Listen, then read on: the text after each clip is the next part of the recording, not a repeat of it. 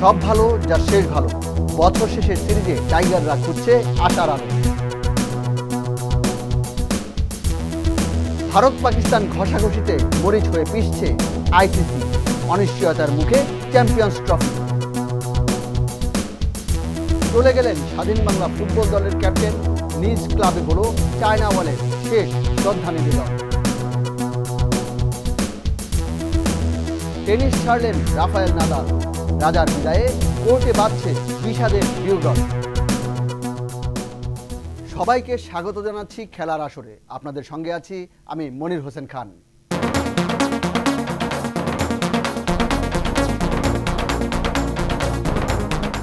বলা হয়ে থাকে যার শেষ ভালো তার সব ভালো। বাংলাদেশ ক্রিকেটের বছরটা গেছে উত্থান পতন দিয়ে। টেস্ট চ্যাম্পিয়নশিপের ফাইনাল রেস থেকে ছিটকে গেছে অনেক আগেই। টানা 2টি সিরিজ হেরে আত্মবিশ্বাস তলানিতে। ওয়েস্ট ইন্ডিজের বিপক্ষে বছর শেষের সিরিজ জিতে শেষটা ভালো করার লক্ষ্য এবার বাংলাদেশের। আলিফ চৌধুরীর রিপোর্ট।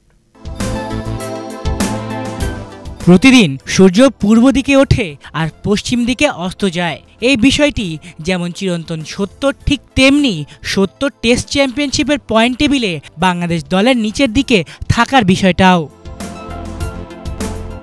ভারত এবং দক্ষিণ আফ্রিকার বিপক্ষে বাজেভাবে সিরিজ হারের পর যেন আবারও পয়েন্ট টেবিলের শেষের দিকে নিজেদের পুরনো স্থানেই ফিরে এসেছে টিম বাংলাদেশ। যদিও পাকিস্তানের বিপক্ষে সিরিজ জয়ের পর দেশের ক্রিকেট ভক্তরা আশায় বুক বেঁধেছিলেন, এবার বুঝি পয়েন্ট টেবিলের মাঝামাঝি অবস্থানে থেকেই টেস্ট চ্যাম্পিয়নশিপ শেষ করবে বাংলাদেশ। কিন্তু তা আর হলো কোথায়?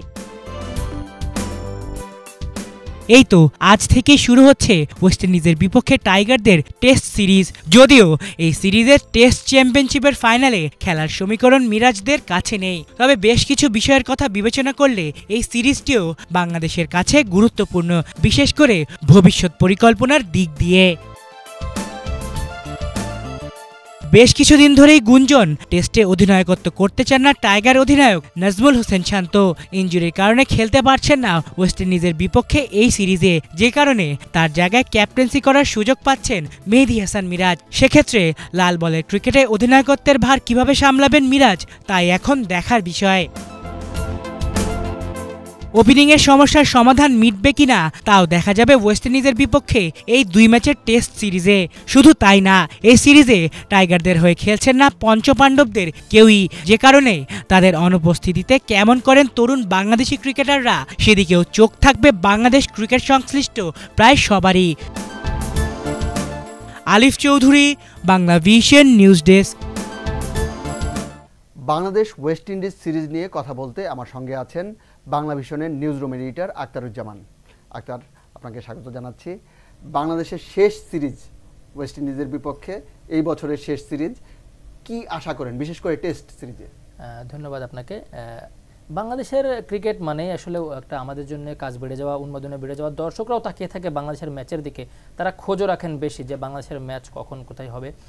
এই সফরটা শুরু হয়েছে মূলত টেস্ট সিরিজ দিয়ে, যে সিরিজে বাংলাদেশের বর্তমান অবস্থা লেজে গোবরে আমরা বলতে পারি। কেননা ঘরের মাঠে আমরা যেখানে আশা করেছিলাম দক্ষিণ আফ্রিকার বিরুদ্ধে কিছুটা ভালো পারফর্ম করবে, সেটা আমরা দেখতে পারিনি। ঠিক তার আগের সফরে ভারতে একটা নাকানে চুবানি খেয়ে আসা। যদিও তার আগে যদি আমরা একটু ফিরে যাই, পাকিস্তান সফরটা সেটা ছিল একটা ইতিহাস এবং একটা কি বলা যায় যে ঐতিহ্য, একটা আমাদের একটা ক্রিকেট ঐতিহাসিক ক্রিকেটের জন্য একটা বিরাট সফলতার একটা মুকুটযোগ হয়েছে এটাই। তো সেই পারফর্ম যদি আমরা দেখতে চাই, আমরা আসলে হয়তো পারবো না, কারণ সত্য তো আমাদের বাস্তবতা মানতে হবে, সত্য স্বীকার করতে হবে। পঞ্চপাণ্ডবহীন টেস্ট, যে এইবার বাংলাদেশ দীর্ঘদিন পর টেস্ট খেলছে, যেই সিরিজে সেরা 5 জনের কেউ নেই, আপনি জানেন। সেরা 5 জনের বলতে এর মাঝখানে তো মাশরাফি তো অনেক আগেই অবসর নিয়েছেন এবং টেস্ট খেলেন না, 2009 বা আরো পরের থেকে টেস্ট খেলেন না। তারপরে তামিম ইকবালও নাই, মাহমুদুল্লাহ রিয়াদ কিন্তু অবসর নিয়েছেন। ছিলেন শুধু মুশফিক এবং সাকিব আল হাসান। সাকিব আল হাসানকে নেওয়া হয়নি এবং মুশফিক ইনজুরির কারণে নেই। এই প্রথম বাংলাদেশ আসলে পঞ্চপাণ্ডব ছাড়া খেলছে। এখন এই জন্য এই সিরিজটা খুব একটা প্রতিদ্বন্দ্বিতা করতে পারবে বলে আমি মনে করছি না। যদিও আমাদের নিয়মিত অধিনায়ক শান্তও নেই, ফর্মে থাকা ব্যাটার। এক্ষেত্রে আমরা একটা জিনিস দেখতে পারি, সেটা হচ্ছে এই সফরে বা এই সিরিজে বাংলাদেশের ক্রিকেটের কিছুটা পরিবর্তন, হয়তো টুকরো টুকরো পরিবর্তন আমরা দেখতে পারি। পরিবর্তনগুলো কোন জায়গায়? যেমন আমরা বলতে পারি, কি বলতে চাচ্ছেন ভবিষ্যতের একটা? হ্যাঁ হ্যাঁ হ্যাঁ, আমরা সেটা বলতে পারি যে এই বছরের শেষ দিয়ে আমরা নতুন কিছু শুরু করতে পারি নতুন বছরে। যেমন নেতৃত্ব নিয়ে শান্তকে আমার চাই, অনেকে চান না, অনেকে চান, বা শান্ত নিজেও হয়তো আমরা যতটুকু গণমাধ্যমে খোঁজখবর রেখেছি যে নেতৃত্ব নিয়ে একটা বিসিবি দোদুল্যমান অবস্থা। তো নেতৃত্ব মিরাজের কাঁধে যাওয়ার একটা আমরা কি বলা যায় ধাপ লক্ষ্য করছি। এখন যদি এই সিরিজে যদি মিরাজের হাত ধরে ভালো কিছু আশা করা যায় বা ভালো কিছু রেজাল্ট আসে, তাহলে নেতৃত্ব হয়তো বদল ঘটবে। আপনি যেটা বলছিলেন যে এই সিরিজে আমাদের পঞ্চপাণ্ডবের কেউই নেই, তারপরে শান্ত নেই, এবং দলটার মধ্যে একটা আত্মবিশ্বাসহীনতা দেখা যাচ্ছে। কিন্তু এই আত্মবিশ্বাসহীন একটা দল নিয়ে আসলে কতটুকু আশা করা যায় যে আমরা ভালো কিছু করব, মিরাজের নেতৃত্বে ভালো কিছু হবে? আমাদের আসলে আশা, এখন আমি তো আশায় বাঁচি প্রত্যেকটা সিরিজে বা প্রত্যেকটা সফরে, প্রত্যেকটা টুর্নামেন্টে আমরা দলকে ঘিরে একটু আশা করি।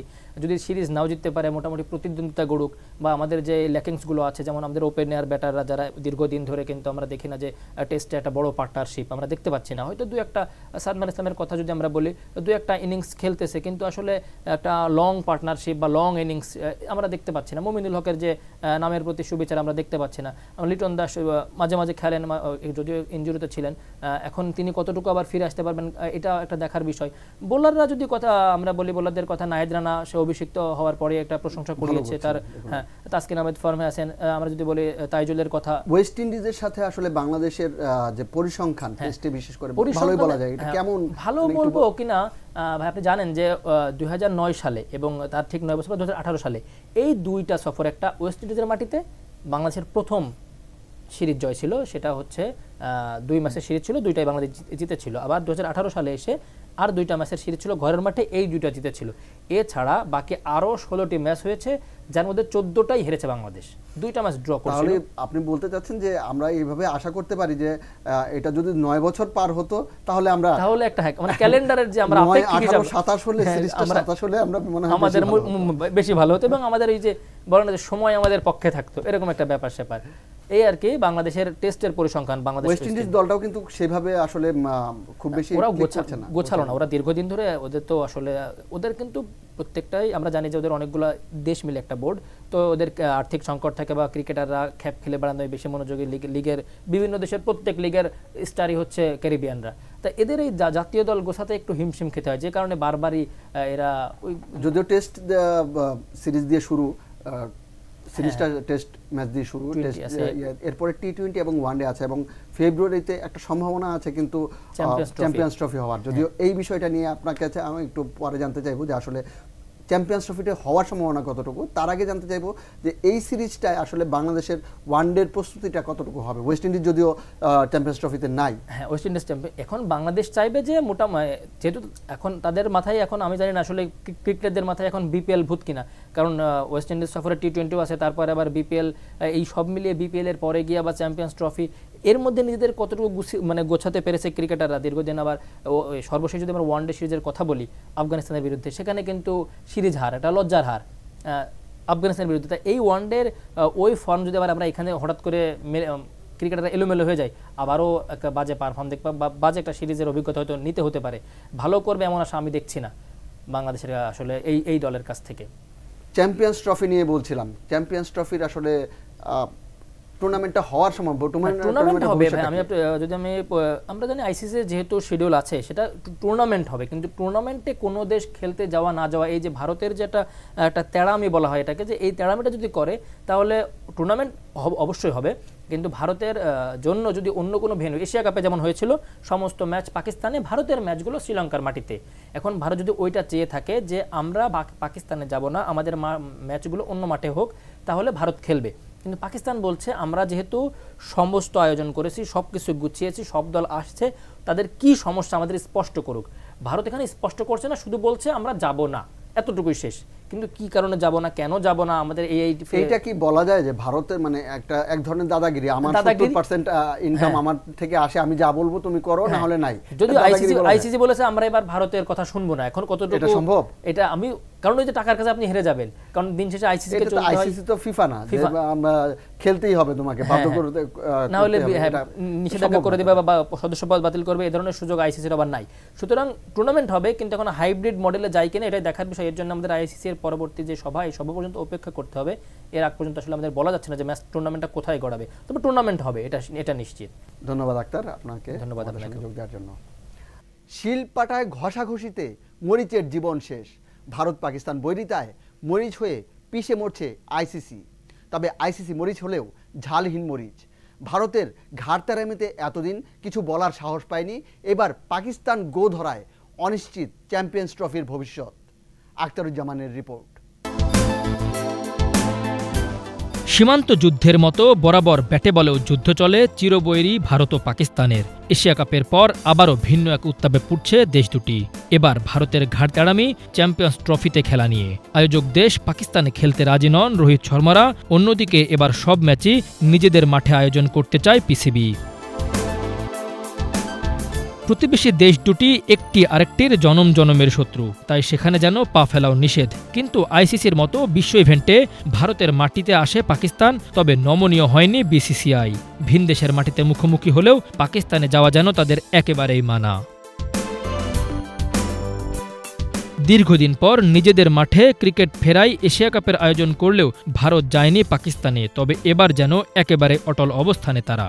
আগামী বছরের ফেব্রুয়ারিতে শুরু হতে যাওয়া চ্যাম্পিয়ন্স ট্রফির সব ম্যাচই নিজ দেশে খেলাতে চায় পাকিস্তান। কিন্তু গো ধরে বসে আছে ভারত, তারা পাকিস্তানে খেলতে যাবে না বলে জানিয়ে দিয়েছে। ভারতীয় বোর্ড চাইছে এশিয়া কাপের মতো চ্যাম্পিয়ন্স ট্রফিতেও অন্য দেশে ম্যাচ হোক, অর্থাৎ হাইব্রিড মডেলে খেলতে। তবে ঘরের মাঠে এই আয়োজন নিয়ে পাকিস্তানও হাল ছাড়ছে না।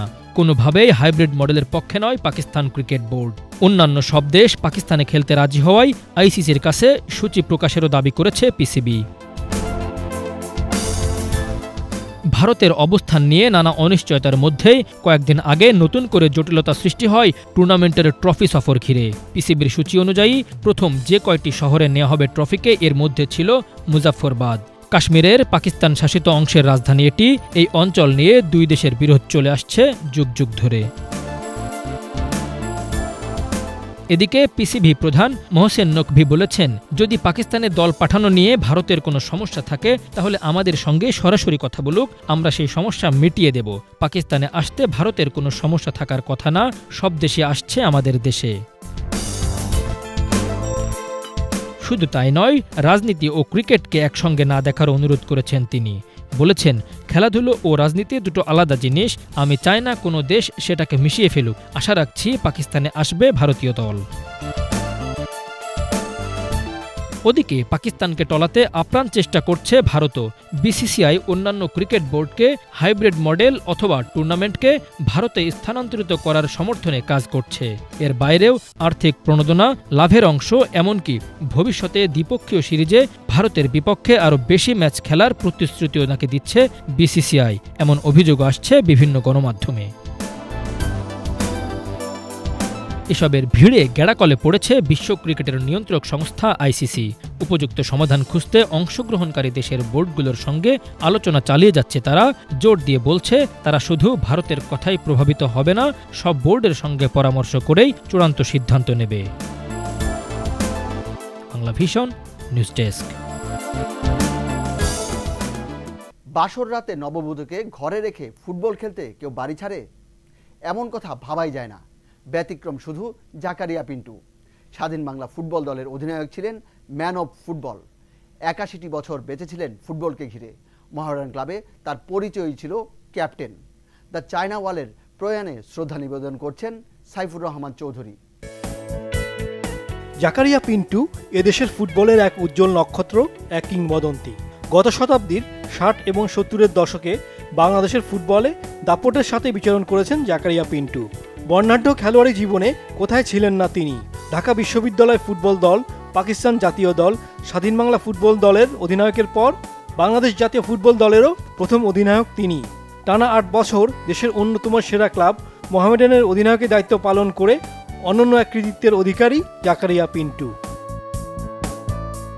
বরিশালের মঠবাড়িয়ায় এক সম্ভ্রান্ত পরিবারে জন্ম পিন্টুর।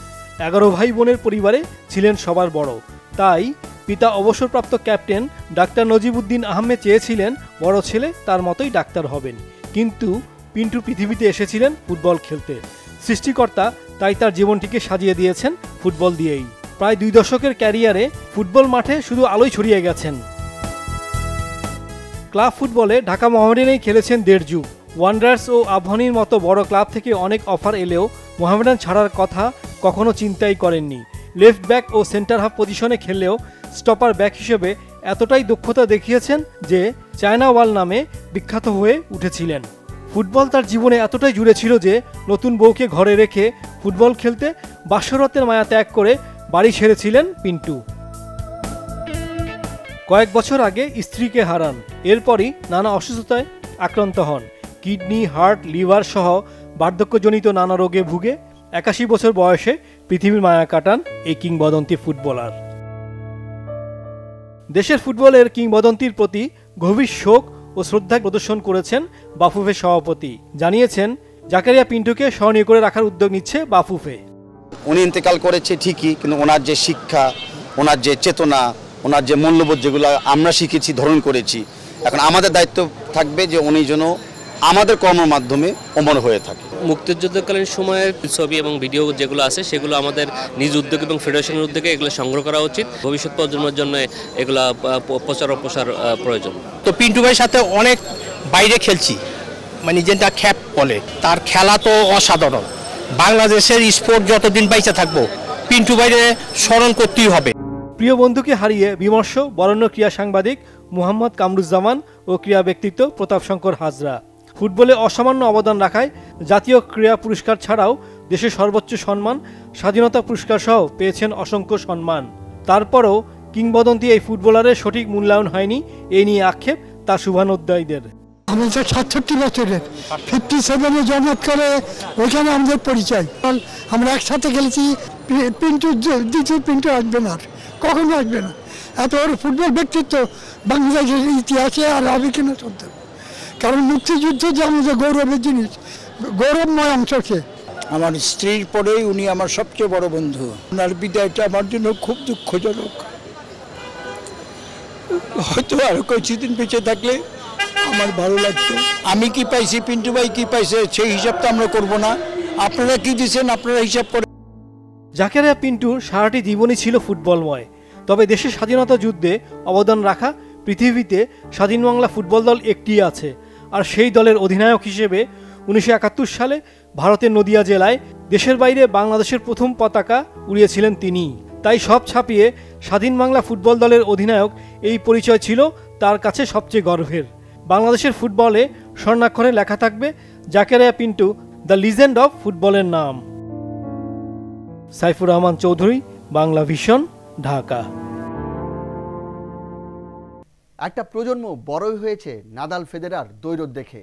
দুই টেনিস কিংবদন্তি কোর্টে ডুয়েল লড়তে লড়তেই হয়ে উঠেছিলেন পরম বন্ধু। ফেদেরার আগেই বিদায় জানিয়েছিলেন, এবার টেনিসকে বাই বললেন রাফায়েল নাদাল। লাল দুর্গের দিগ্বিজয়ী রাজার বিদায়ে কি রং হারাবে টেনিস? শুনুন শহীদ খানের রিপোর্টে। টেনিস থেকে অবসরের ঘোষণাটা গত অক্টোবরেই দিয়ে রেখেছিলেন রাফায়েল নাদাল। বর্ণিল ক্যারিয়ারে 22টি গ্র্যান্ডস্লাম জেতা স্পেনের সুপারস্টার জানিয়েছিলেন স্পেনের হয়ে ডেভিস কাপ খেলার পর প্রিয় টেনিস খেলাকে বিদায় বলে দেবেন। টেনিসের বিশ্বকাপ খ্যাত ডেভিস কাপে 38 বছরের নাদালই স্পেনকে নেতৃত্ব দেন। গত 19 নভেম্বর মালাগায় স্পেন নেদারল্যান্ডস 3 ম্যাচের লড়াই দিয়ে কোর্টে গড়ায় দ্বাদশ আসর। কিন্তু শুরুটা ভালো হয়নি স্প্যানিয়ার্ড নেতার। প্রথম সিঙ্গেলসে নেদারল্যান্ডসের বোটিস ফন ডি জানশুল্পের কাছে 6-4, 6-4 গেমে হেরে যান নাদাল। দ্বিতীয় সিঙ্গেলসে নাদালের উত্তরসূরি কার্লোস আলকারাজ নেদারল্যান্ডসের ট্যালন গ্রিসপুরকে 7-6, 6-3 গেমে হারালে ফল নির্ধারণী ডাবলসে মুখোমুখি হয় দুই দেশ। কিন্তু আলকারাজ ও মার্সেল গ্রানোয়ার্স জুটি জানশুল্প ও ওয়েসলি কুলহফের কাছে 7-6, 7-6 গেমে হেরে গেলে কোয়ার্টার ফাইনাল থেকেই বিদায় ঘটে স্পেনের। নাদালেরও টেনিস ক্যারিয়ারে প্রতিযোগিতামূলক শেষ ম্যাচ খেলা হয়ে যায়। 23 বছরের লম্বা টেনিস ক্যারিয়ারে শেষটা ভালো যাচ্ছিল না নাদালের। অনেক দিন ধরেই চোটের সঙ্গে লড়াই চলছিল তার। লম্বা সময় কোর্টের বাইরে থাকার পর এবছরের জানুয়ারিতে প্রতিযোগিতামূলক টেনিসে ফিরেছিলেন, কিন্তু আবার উরুর চোটে পড়ে ছিটকে যান অস্ট্রেলিয়ান ওপেন থেকে। ইউরোপিয়ান ক্লে কোর্টের চলতি মৌসুমে নাদাল ফ্রেঞ্চ ওপেন সহ 4টি টুর্নামেন্ট খেলেন, কিন্তু চোট জর্জর তারকা ফ্রেঞ্চ ওপেনের প্রথম রাউন্ডেই ছিটকে যান। 22টি গ্র্যান্ডস্লাম শিরোপার 14টি এই রোলা গারোতে জিতেছেন। এরপর রোলা গারোতেই বাস্তাদ এবং প্যারিসে অলিম্পিক গেমস, দুই জায়গাতেই ব্যর্থ হন। মালাগায় বিদায় রাতে আবেগ নিয়েই দর্শকদের প্রতি কৃতজ্ঞতা জানান নাদাল। 20 বছরের পেশাদার ক্যারিয়ার আমার। এই ভালো খারাপ সময়ে আপনারা আমার পাশে ছিলেন, খেলা চালিয়ে যেতে অনুপ্রেরণা জুগিয়েছেন। সত্য হচ্ছে আপনি কখনোই এই মুহূর্তে থাকতে চাইবেন না। আমি টেনিস খেলতে খেলতে ক্লান্ত নই, আমার শরীর চায় না আমি খেলাটা চালিয়ে যাই এবং আপনাকে সেটা মেনে নিতে হবে। আমি অনেক ভাগ্যবান নিজের শখকে দীর্ঘ সময়ের জন্য পেশা হিসেবে রাখতে পেরেছি। 38 বছর বয়সে যখন বর্ণাঢ্য ক্যারিয়ারে ইতি টানলেন, কিংবদন্তি স্পেনিয়ার টেনিস সুপারস্টারের নামের পাশে জ্বলজ্বল করছে 92টি শিরোপা। শহীদ খান, বাংলা ভিশন স্পোর্টস ডেস্ক। খেলার আসরে আজ এ পর্যন্তই। আবার দেখা হবে পরের পর্বে। সে পর্যন্ত সবাই ভালো থাকুন, সুস্থ থাকুন, বাংলা ভিশনের সঙ্গেই থাকুন।